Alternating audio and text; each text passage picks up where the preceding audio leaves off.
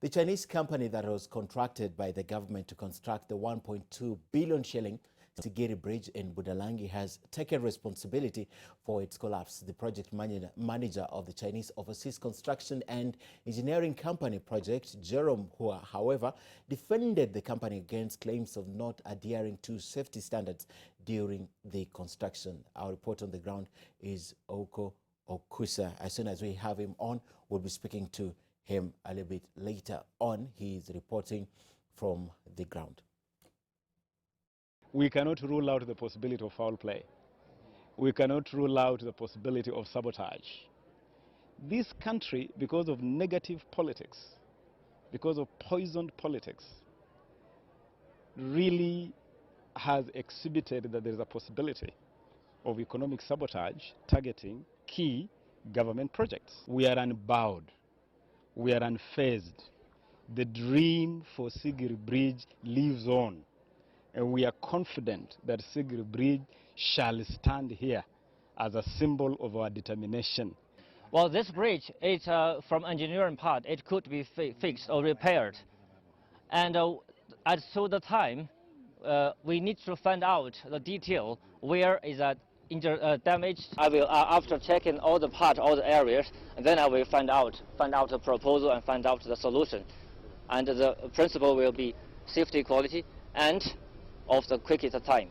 And we found out there were some of them, they are slightly injured, and we immediately took them to hospital. And 3 of them need to transfer to another hospital. Up to this moment, totally 3 people, after inspection, they have returned home safely.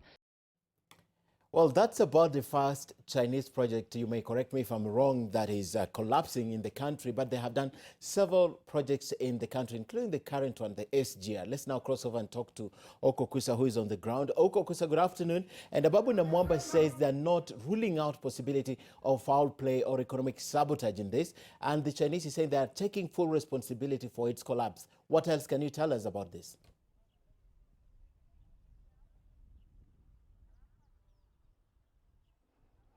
Yes, that was yesterday when Ababu Namwamba and the project manager, that is the guy you are referring to as the Chinese, actually is called Jerome Hua, when they gave their statements last evening. And Ababu Namwamba, they are saying that they are not going to relent in the construction of this bridge. Actually, he said that he was engaged in consultations with the relevant authorities to find out how soon the construction of this bridge can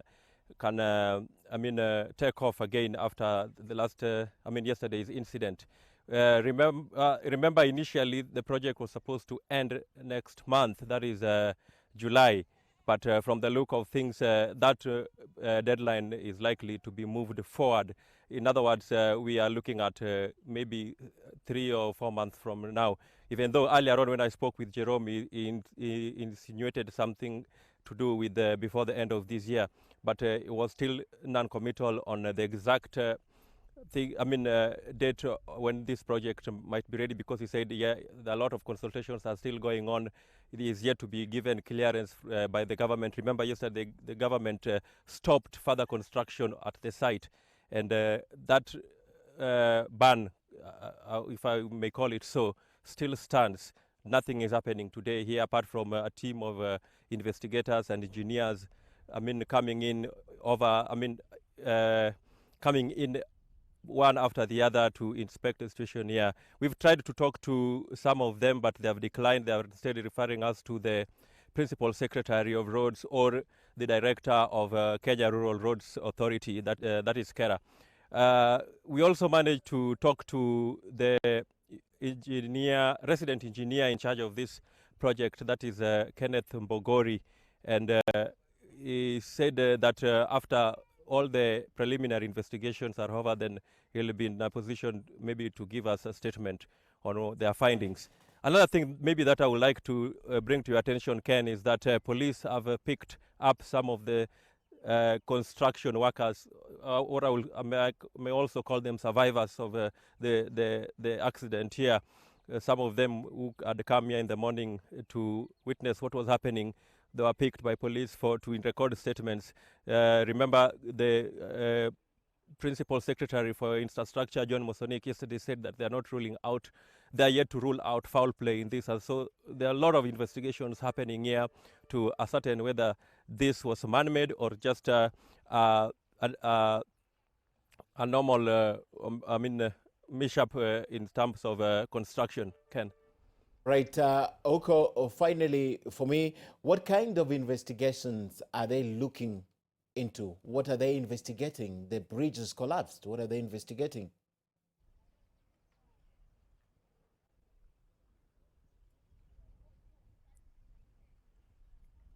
Can please repeat that question? I didn't get it. The bridge has collapsed, and yet they are saying they are looking into how the bridge collapsed or why the bridge collapsed. What kind of investigations are they looking? What are they trying to find out?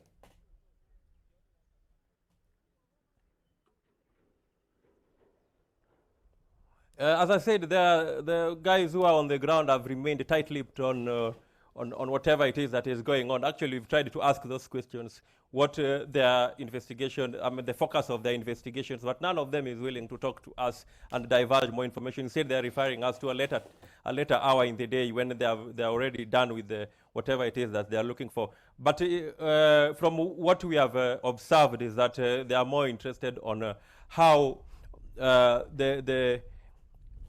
actually what is happening is that we out of a camera, we managed to speak with one of the people involved in the construction, and they are trying to suggest to us that the problem could have been that the middle span was sort of yesterday as they were laying it. On Sunday when they were laying the middle span on the deck, it happened that on one side of the bridge, which is the part on the far side, had already been laid with concrete, but on this other side, which is close to me, had not been laid with the concrete. So when they did the middle span, when they laid the concrete on the middle deck, that weight could not be sustained by this other part, which what they were yet to lay concrete on. So that is the investigations are sort of looking at that avenue, or if they're trying to find out if that could have been the reason behind this collapse. All right, Oko Kusa, thank you very much.